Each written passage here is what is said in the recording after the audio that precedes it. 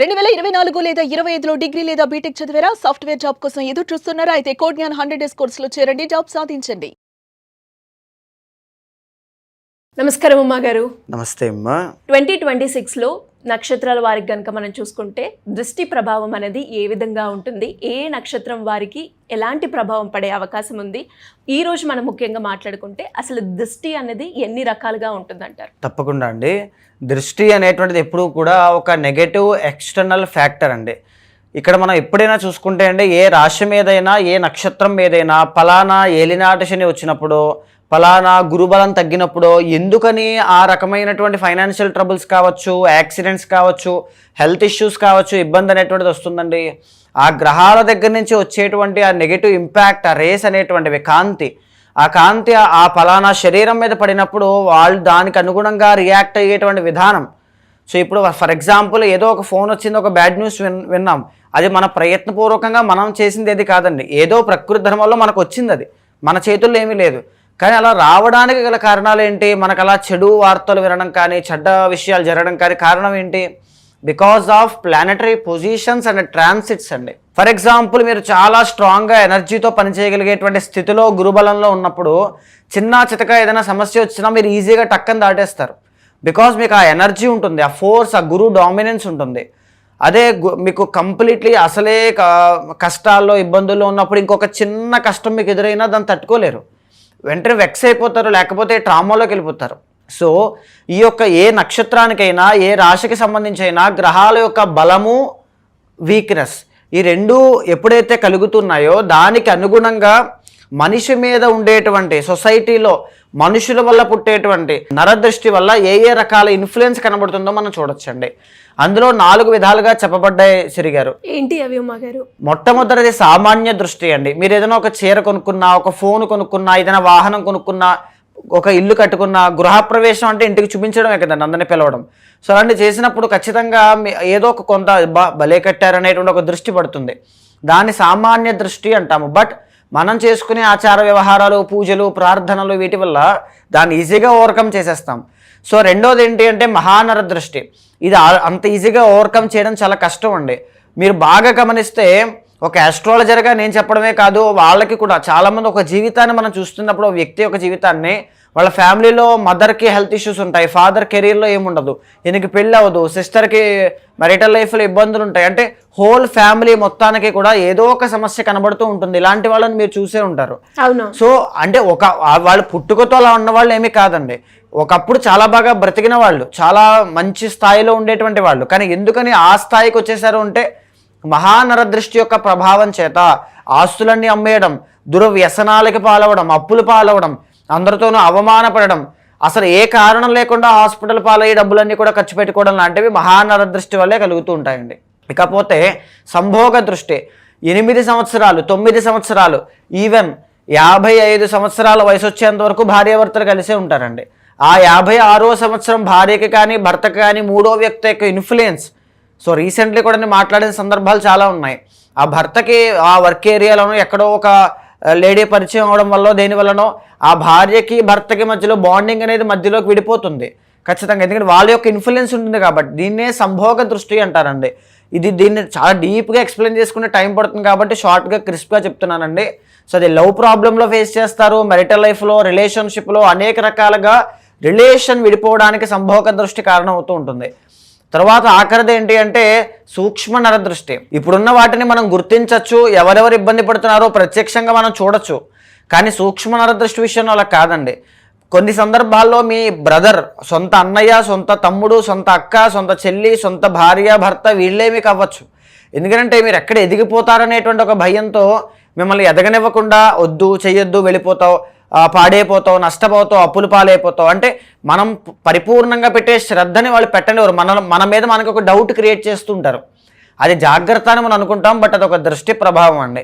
So ఇది ప్రతి నక్షత్రానికి, ప్రతి రాశికి సంబంధించి వారి యొక్క ట్రాన్సిట్స్ ఆధారంగా ఎప్పుడెప్పుడు ఎలాంటి విషయాల్లో జాగ్రత్తగా ఉండాలో చెప్పడమే ఇప్పుడు మనం మాట్లాడుకునేటువంటిదమ్మా. ఉమ్మగారు, మీరు చెప్పిన పై 4గిట్లో ఏ దృష్టి ప్రభావం స్వాతి నక్షత్రం మీద ఉండే అవకాశం ఉందంటారు? ఏ ఏ సందర్భాల్లో వీళ్ళు జాగ్రత్తలు తీసుకోవాలి? అండ్ ఓవరాల్గా ఈ 2026లో దృష్టి ప్రభావం అనేది స్వాతి నక్షత్రం మీద ఏ విధంగా ఉంటుందంటారు? తప్పకుండా అండి. స్వాతి నక్షత్రము అంటే అధిపతి రాహు అండి. ఇది తులారాశికి సంబంధించినటువంటి నక్షత్రం. జనరల్లీ శుక్ర రాహులు కలిశారంటేనే లవ్ కాంబినేషన్ ఇస్తారండి. ప్రేమ, అభిమానాలు, అనుబంధాలు, రుణాలు ఇలాంటివి చాలా ఎక్కువ ఉంటాయి అన్నమాట. అందుకే స్వాతి నక్షత్రం వాళ్ళు ఎక్కడున్నా చాలా అట్రాక్టివ్ పీపుల్ అండి. వాళ్ళని చూసి చుట్టుపక్కల ఉన్న జనాలందరూ కూడా బాగా అట్రాక్ట్ అవుతూ ఉంటారు. అదే మెన్ ఆర్ ఉమెన్ ఎవరైనా కావచ్చు. అంటే ఎక్కువగా యాంకర్స్గా కానీ, లేకపోతే మూవీ యాక్టర్స్గా కానీ, ఫిల్మ్ మేకర్స్గా కానీ, క్రియేటివ్ సెక్టార్లో వీళ్ళు బాగా రాణించగలుగుతారండి. ఎక్స్ట్రాడినరీ టాలెంట్స్ ఉంటాయి. కొన్ని సందర్భాల్లో వీళ్ళ జీవితంలో వీళ్ళ చేతి వేళ్లతోనే వీళ్ళు కళ్ళు పొడుచుకునే విధంగా స్వయం కృతాపరాధాలు, చేతులారా చేసుకునే తప్పుల వల్ల కెరీర్లో డౌన్ఫాల్ అనేటువంటిది చూస్తారు. కానీ సరిగ్గా వీళ్ళు ప్లాన్ చేసుకోగలిగితే, వీళ్ళకుండే తెలివితేటల్ని ఇన్వెస్ట్ చేయగలిగితే జీవితం మీద అసలు అపూర్వమైన సక్సెస్ వస్తుందండి. ఎప్పుడైనా సరే రాహు అనేటువంటి ఆయన ఇమీడియట్ సక్సెస్ ఇస్తారు. ఒక బిలియనర్ జాతకం చూసినప్పుడు కానీ, లేకపోతే ఈయన 1000 కోట్లు దాటి సంపాదిస్తారు అంటే ఇదేదో మామూలు పదం కాదండి. అలా 1000 కోట్లు దాటి సంపాదించగలిగేటువంటి చార్ట్స్ కలెక్ట్ చేసి చూస్తున్నప్పుడు అలా అక్కడ వాళ్ళందరి చార్ట్స్లో బాగా ఎక్కువగా ఇన్ఫ్లుయెన్స్ ఉండేది ఎవరంటే రాహు అండి. ఒక హిస్టరీ మేక్ చేయాలి, ఒక కొత్తదైన చరిత్ర సృష్టించాలి అంటే రాహువే చేస్తాడు. ఎప్పుడూ లేని విధంగా నిన్నటి వరకు ఒక రకమైన జీవితం గడిపి ఈ రోజు నుంచి ఒక చక్రవర్తిత్వాన్ని గడపాలంటే రాహువే ఇవ్వాలి. అలాంటి రాహు ఎంతమందికి బాగుంటారు, అలాంటి బాగున్న వాళ్ళలో ఎంతమంది ఆ ప్రయత్నాన్ని చేస్తారు, ప్రయత్నం చేసిన వాళ్ళలో ఆ గ్రహ ఫలితాలు ఎంతమందికి సక్సెస్ ఇస్తాయి అనేటువంటిది ప్రశ్నార్థకం. కానీ మీకు ఎక్కువగా ఛాన్సెస్ ఉంటాయి, మీకు ఎక్కువగా స్కోప్ ఉంది. మీరు ట్రై చేస్తే 100% మీకు వర్కౌట్ అవుతుంది. బట్ మీరు జాగ్రత్తగా ఉండాల్సింది ఏంటంటే ప్రేమ, రిలేషన్షిప్స్, ఫ్రెండ్షిప్స్ వీటి విషయాల్లో మోసపోవడాలు, టైం వేస్ట్ అవ్వడాలు ఇలాంటివి చాలా ఎక్కువ ఉంటాయి. అంటే నమ్మించి మోసం చేయడం, మోసపోవడం, స్ట్రక్ అయిపోవడం ఇలాంటివి చాలా ఎక్కువగా చూస్తారనమాట. ఆల్సో జన్మల్లో రాహు కాబట్టి ట్రావెలింగ్ చాలా ఇష్టపడుతూ ఉంటారు, ఇవన్నీ ఉంటాయి. సో అది మళ్ళీ మనం వేరే వీడియోలో చూద్దామండి. దృష్టి ప్రభావంలోకి వస్తే కనుక సంభోగ దృష్టి అనేటువంటిది, సూక్ష్మ నరదృష్టి అనేటువంటిది వీళ్ళ మీద చాలా ఎక్కువగా ఉంటుందండి. సో అండ్ ఆల్సో మహానరదృష్టి కూడా. ఎందుకంటే వీళ్ళకి 10th లార్డ్ చంద్రుడు, కెరీర్లో కన్సిస్టెన్సీ ఉండదు. అంటే ఒక మనిషిని మనం తీసుకుంటే ఇప్పుడంటే ఒక బిజినెస్లో సక్సెస్ అయ్యారు, కానీ 20 సంవత్సరాల క్రితం నుంచి ఒక పలు రకాలుగా అంటే ఒక 10 రకాల బిజినెస్లు చేంజ్ చేశారండి. చాలా జాబ్స్ చేశానండి, చాలా రకాలుగా ఇన్వెస్ట్మెంట్స్ చేశాను, కానీ నాకు ఇదే వర్కౌట్ అయ్యిందని కొంతమంది చెప్తారు. అది తప్పేమీ కాదు, బట్ ఆ రకమైన జీవితం కొంతమందికి ఉంటుందండి. అలా వీళ్ళు ఉంటారనమాట.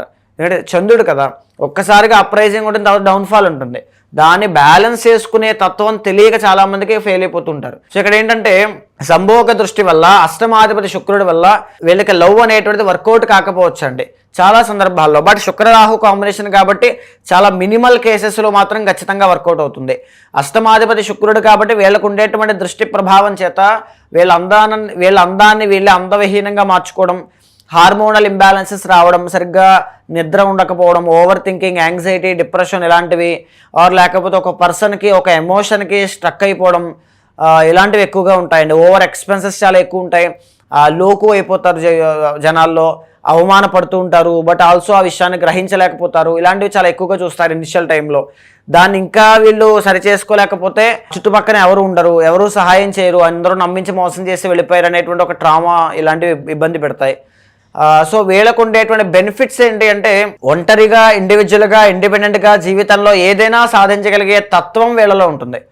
సో దాన్ని ఒంటరితనం అనుకోవచ్చు, దానిని సింగిల్గా సాధించగలిగే తత్వం నాలో ఉందని గర్వంగా చెప్పుకోవచ్చు. రెండిట్లో ఏ ఆలోచన ద్వారా ముందుకు వెళ్తారని వాళ్ళ చేతుల్లో ఉంటుందండి. సో ఈ మేజర్లీ తీసుకోవాల్సిన జాగ్రత్తలు 2026లో కూడా జూన్ 1వ తారీఖు దాకా గురుబలము అనేటువంటిది ఉందండి. గురుడు ఎక్కడున్నారండి? భాగ్యంలో వక్రగతిలో అష్టమాన్ని చూస్తూ ఉన్నారు. మార్చి 15వ తారీఖు తర్వాత ఫార్వర్డ్ మోషన్ రుజు మార్గంలోకి వచ్చేస్తారు. సో మార్చి 15 దగ్గర నుంచి జూన్ 1వ తారీఖు లోపు మధ్యలో ఏదైనా అప్పులున్నా, విదేశీ యోగాల కోసం ట్రై చేస్తున్నా, కెరీర్లో గ్రోత్ కావాలి అన్న, శుభకార్యాలు ఏదైనా జరగాలనుకుంటున్న, ప్రయత్నం చేస్తున్నా, గురుడు సంతానకారకుడు, సంతానం కోసం ట్రై చేస్తున్నా, జ్ఞానకారకుడు, ఏదైనా విద్య కోసం ట్రై చేస్తున్నా, థర్డ్ లార్డ్ కాబట్టి ఏదైనా విదేశాల్లో స్థిరపడాలి ఇలాంటివి కావచ్చు, కొలీగ్స్తో ఇబ్బందులు, సిబ్లింగ్స్తో ఇబ్బందులు, అండ్ మళ్ళీ 6th లార్డ్ కాబట్టి ఈ రుణ బాధలు, శత్రువులు, ఆరోగ్య సమస్యలు, ఎస్పెషల్లీ ఒబేసిటీ అండి, బాగా ఓవర్ వెయిట్ ఇలాంటివి, తర్వాత కొలెస్ట్రాల్ ప్రాబ్లమ్స్, హార్ట్ ట్రబుల్స్, హార్ట్లో స్టంట్ వేయడాలు, అండ్ ఆల్సో వీళ్ళకి డయాబెటీస్, గురువు కాబట్టి ఇలాంటివి ఏమైనా ఉన్నా మార్చి 15 దగ్గర నుంచి జూన్ 1వ తారీఖు లోపు అవన్నీ కూడా కంట్రోల్ అవుతాయండి. బట్ మళ్ళీ జూన్ 1వ తారీఖు తర్వాత మళ్ళీ గురుబలము అనేటువంటిది తగ్గుతుంది. ఆయన కర్కాటకంలో ఎగ్జాల్టేషన్లోకి వెళ్తారు. ఆ టైంలో దశమంలోకి వెళ్ళడం వల్ల డబ్బు నాశనం అయిపోతుంది. అంటే ఏదో ఒక కొత్త కెరీర్ స్టార్ట్ చేస్తారు. మళ్ళీ ఇది కాదు నేను కొత్తగా ఏదో స్టార్ట్ చేద్దాం అనుకుంటే, క్రియేటివ్ పీపుల్ కదండి, కొత్త కొత్త ఐడియాస్ వస్తూ ఉంటాయి వీళ్ళకి. అది స్టార్ట్ చేస్తారు. బట్ దాంట్లో వర్కౌట్ అవ్వదు జూన్ దగ్గర నుంచి. సో నవంబర్ దాకా లాసెస్ అనేటువంటివి కనబడతాయి. ఆల్సో ఏదైనా ప్రాపర్టీ లాసెస్ కానీ ఇలాంటివి కూడా చూసే అవకాశాలు ఉంటాయి. బట్ వెరీ వెరీ కేర్ఫుల్ అండి. సో చాలా జాగ్రత్తగా ఉండండి. చిన్న చిన్న అవమానాలు కూడా కనబడతాయి. 11th కేతు చాలా బాగున్నారు, ఆయన మిమ్మల్ని కాపాడుతూ ఉంటారు. 5th రాహు ఉన్నారు, ప్రేమ, సంతానము, ప్రాఫిట్స్ ఈ అయినటువంటి ఇక్కడ చాలా ఇబ్బందికరంగా కనబడుతోంది. కాబట్టి చాలా కేర్ఫుల్గా ఉండాలి. సో ఓవరాల్గా ఈ యొక్క స్వాతి నక్షత్రం వాళ్ళకి ఏంటంటే అండి, మ్యారిటల్ లైఫ్ జాగ్రత్త, లవ్ విషయంలో జాగ్రత్త, కృంగిపోవద్దు. ఒక్కరే ఉన్నారు, ఒంటరి పోరాటం చేస్తున్నారు అనుకోవద్దు. రాజు, కింగ్ ఎప్పుడు కూడా ఒక్కరే ఉంటారు. సో మీరు అలాగే అనుకోండి, స్ట్రాంగ్గా తీసుకుని ముందుకు వెళ్ళండి. చాలా బలమైనటువంటి ఎఫర్ట్స్ పెట్టగలిగితే మార్చి 15 దగ్గర నుంచి జూన్ 1వ తారీఖు లోపు అద్భుతమైన విజయాలు చూసే యోగం ఉంది. మళ్ళీ జూన్ తర్వాతకి ఇది కూడా పెండింగ్ పెట్టుకోవద్దు. తర్వాత మళ్ళీ ఇబ్బందులు ఉంటాయి. నవంబర్ 1వ తారీఖు తర్వాత వరకు మళ్ళీ గురుబలం లేదు. సో బలంగా ట్రై చేయండి. మయూరి ఇంద్రనీలము అనేటువంటి ఒక జెమ్ సొల్యూషన్ మీరు పెట్టుకోండి. దానివల్ల చాలా అద్భుతమైనటువంటి ఫలితాలు ఉంటాయి. బట్ వన్స్ మీరు జెమ్ స్టోన్ పెట్టుకునే ముందు పర్సనల్ చార్ట్ చెక్ చేసుకోవడం కూడా చాలా మంచిది. సో డిఫాల్ట్గా స్వాతి నక్షత్రానికి మయూరు ఇంద్రనీలం చాలా బాగుంటుందండి. మీరు చెప్పినట్టుగానే ఉమ్మగారు, ఇంకా ఏ నక్షత్రం వారైనా కూడా ఇప్పుడు వాళ్ళు ఏదైతే సమస్య ఎదుర్కొంటున్నారో దానికి తగ్గట్టుగానే పరిహారం చేసుకోవాలి అంటే ఏ విధంగా ఉంటుందంటారు? తప్పకుండా అండి. ఏ రాశి అయినా, ఏ నక్షత్రం అయినా, ఇఫ్ ఇన్ కేస్ మీ ఇంట్లో ఉండేటువంటి వాళ్ళు, మీకు తెలిసిన వాళ్ళు ఏ రకమైనటువంటి ప్రాబ్లంతో ఫేస్ చేస్తున్నా దానికి కారణం కర్మనేనండి. జ్యోతిష శాస్త్రానికి, మన యొక్క జీవితానికి కారణం కర్మనే. సో ఫిబ్రవరి 15వ తారీఖు మహాశివరాత్రి పర్వదినాన సాయంత్రం మొదలుకొని రాత్రి జాగరణతో పాటుగా స్వామివారికి మహాన్యాసపూర్వక ఏకాదశ రుద్రాభిషేకాలు, లక్ష బిల్వార్చన, మీ ఇంట్లో ధన ధాన్య సమృద్ధి అంటే డబ్బుకి కానీ, ఆరోగ్యానికి కానీ, తినడానికి కానీ, ఉండడానికి కానీ లోటు ఉండకుండా లక్ష్మీ గణపతి హోమము, దృష్టి ప్రభావము, ఇలాంటి నరదృష్టి ప్రభావాలు కావచ్చు, శత్రుపీడ కావచ్చు, నరఘోష కావచ్చు, లేదనుకుంటే హెల్త్ ఇష్యూస్ కావచ్చు, శని యొక్క ప్రభావం కావచ్చు, ఇవి పోవడానికి సుదర్శన హోమము, తర్వాత అపారమైనటువంటి ధన సంపదలు కురవడానికి కమలాత్మిక హోమము, తర్వాత ఉన్నటువంటి స్థితి నుంచి ఉన్నతమైన స్థాయికి వెళ్ళడానికి రాజశ్యామల హోమము, శ్రీరుద్ర హోమం అండి. గురుబలం, రాహు యొక్క స్ట్రెంగ్త్ ప్రతి మనిషికి కావడానికి శ్రీరుద్ర హోమము నిర్వహిస్తున్నానండి. ప్రతి ఒక్కరూ కూడా స్వయంగా వచ్చి హోమాది క్రతువుల్లో పాల్గొనండి. ఆ అమ్మవారికి కుంకుమార్చన మీ చేతుల మీద చేయండి. జాగరణ చేసిన ఫలితంతో పాటుగా స్వామివారికి అభిషేకం చేయండి. లక్ష బిల్వార్చనలో పాల్గొనండి. జన్మకో శివరాత్రి అంటారండి. ఆ శివరాత్రి ఇదే కావచ్చు. ఈ యొక్క శివరాత్రి తర్వాత 2026 సంవత్సరం మీకు చాలా ఫేవరబుల్గా ఖచ్చితంగా ఉంటుంది. ఉన్నటువంటి దోషాల నుంచి పోగొట్టేటువంటి కర్మ ప్రాయశ్చిత్త రుద్ర తంత్రంలో పాల్గొనండి. మీరు అవైలబుల్గా లేకపోయినా విదేశాల్లో ఉన్నా సరే పర్వాలేదు, పరోక్షంగా వర్చువల్గా కూడా దర్శనం చేసుకునే అవకాశం కల్పిస్తున్నాను. తప్పకుండా సద్వినియోగం చేసుకోండి. థ్యాంక్ యూ మగారు, థ్యాంక్ యూ సో మచ్. నమస్తే అండి.